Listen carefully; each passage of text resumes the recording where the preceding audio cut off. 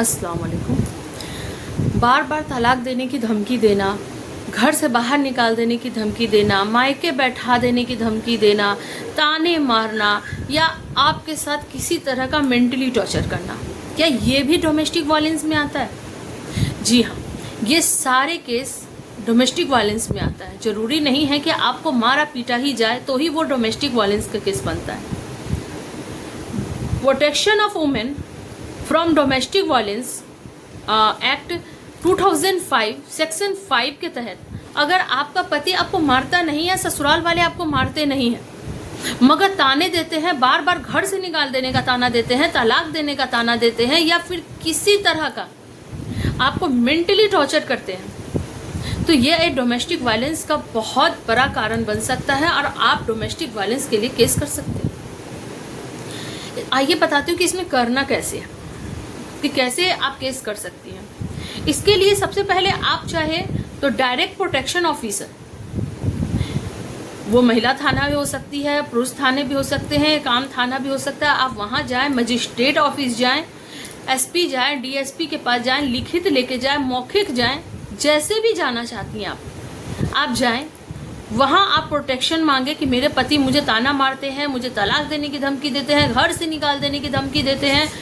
जो भी आपके साथ घटना घटता है आप उन्हें पूरा बयान देंगे, और वो आपको, ये ज़रूरी नहीं कि आप सब कुछ का प्रूफ दें, ये कहीं ज़रूरी नहीं है कि आपको प्रूफ देना होगा कि यहाँ मारा है वहाँ मारा है, ऐसा कहीं कोई प्रूफ नहीं देना होगा। आप मौखिक तौर पे भी आप उनसे कह सकती हैं और वो केस लिखेंगे। दूसरा, आप कोर्ट में जा सकती हैं, कोर्ट के द्वारा भी आप प्रोटेक्शन ले सकती हैं, आप उस पर केस दर्ज करा सकती हैं और ये बता सकती है कि मेरे हस्बैंड मेरे साथ या मेरे ससुराल वाले मेरे साथ ऐसा करते हैं। कोर्ट से आपको प्रोटेक्शन मिल सकता है। सेक्शन 20 और 22 याद रखिए, डोमेस्टिक वायलेंस 2005 में एक्ट के सेक्शन 20 और 22 के तहत आपको इसमें मेडिकल खर्चा, अगर आपको मारपीट कर गई है या आप मेंटली डिस्टर्ब हो गए, तो आपको इलाज कराने में जो खर्च आते हैं वो भी आपको दिलाया जाएगा। साथ साथ मेंटेनेंस भी आपको दिलाई जाएगी। आपका जो भी प्रॉब्लम है उस पर देखा जाएगा, ध्यान दिया जाएगा और आपको सहारा बना जाएगा। एक बात हमेशा याद रखिएगा कि आपको ये ज़रूरी नहीं है कि आपको सब कुछ का प्रूफ देना पड़े, आप मौखिक रूप से भी दे सकती हैं। लेकिन अगर आपको ताने मारे जाते हैं, बार बार तलाक देने की धमकी दी जाती है, तो आज के ज़माने में सब कुछ का एक प्रूफ रखना बहुत आसान हो चुका है। आप वीडियो बनाएं, ऑडियो बनाएं, फ़ोटो खींच के रखें। अगर आपसे संभव हो सकता है तो कुछ प्रूफ रखें, नहीं संभव है तो भी कोई बात नहीं है, आप डोमेस्टिक वायलेंस के लिए केस कर सकती हैं। अगर हो सके तो आप प्रूफ रखें, नहीं हो सके तो भी कोई बड़ी बात नहीं है, आप जा सकते हैं और कोर्ट का दरवाज़ा खटखटा सकते हैं।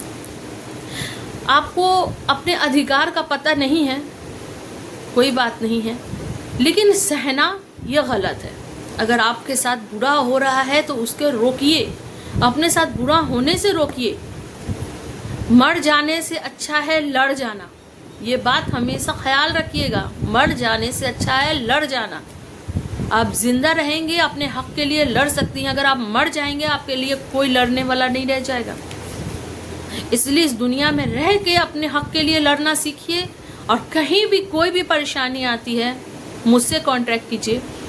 मैं एडवोकेट शमा आपके लिए हमेशा खड़ी रहूँगी और आपका सहायता करूँगी। अगर आपको मेरा वीडियो अच्छा लगा तो सब्सक्राइब कीजिए और फॉलो कीजिए, सब कीजिए। मेरे इंस्टाग्राम पे रील्स में भी जाइए और मेरे यूट्यूब चैनल को भी सब्सक्राइब कीजिए। Thank you.